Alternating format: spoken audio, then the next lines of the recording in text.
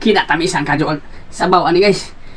Sigurado ko nga kanang uban nga wa kailaan eh.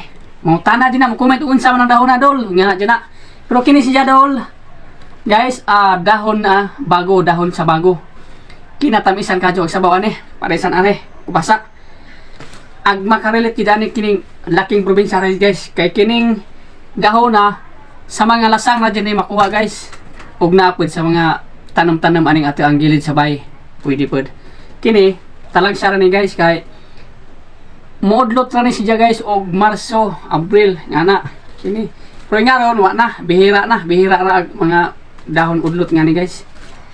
Okay guys, magulay sa guys. Guys, ready to cook na gati ang gulay guys. Kalabasa niya dahon sa bago. Okay guys, luto na ta.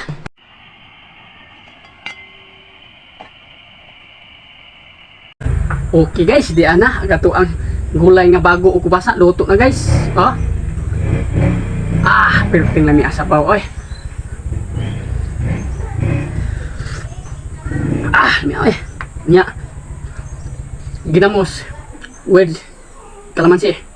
Jadi atong bahaw guys, parisa na to guys. Kaon ta guys, hab na.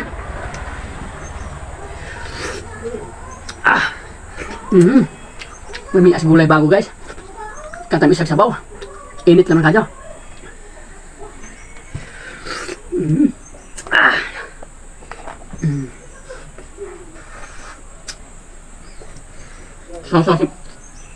Sausa sa kon guys. Tingnan mo. Lambe. Okay guys, thank you for watching.